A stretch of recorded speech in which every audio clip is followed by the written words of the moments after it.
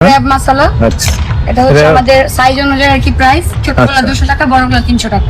আচ্ছা, এটাকে আবার কেটে সুন্দর করে মশলা করে দেওয়া হয়। এটা হচ্ছে তাদের শ্বশুরবাড়ি যে ফুড স্টলটা।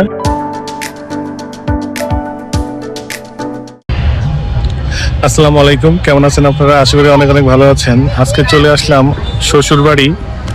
এখানে হচ্ছে বিভিন্ন আইটেমের খাবার পাওয়া যায়, প্রাইস সম্পর্কে দেখতে, তাদের খাবারের কোয়ালিটি কেমন সেটা দেখতে।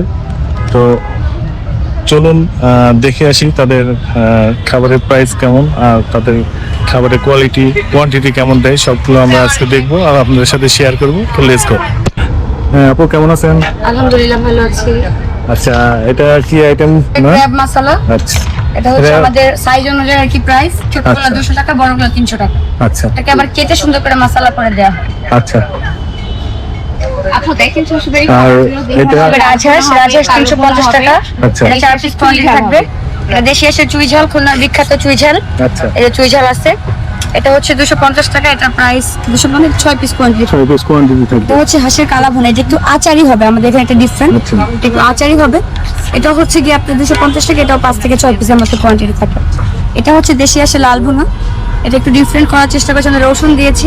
আচ্ছা। তো এটা হচ্ছে 250 টাকা, এটাও 6 পিস কোয়ান্টিটি থাকে।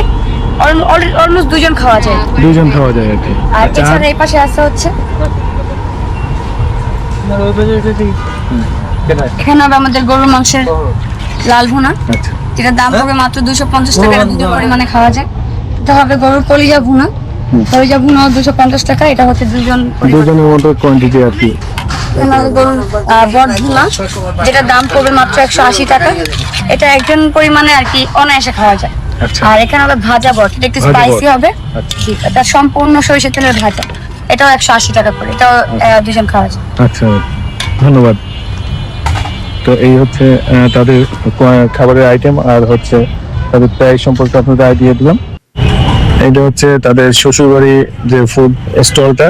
এই ছিল আজকের মতো ভিডিও, আবার দেখা হবে নেক্সট ভিডিওতে। সে পর্যন্ত ভালো থাকবেন, সুস্থ থাকবেন, আল্লাহ হাফেজ।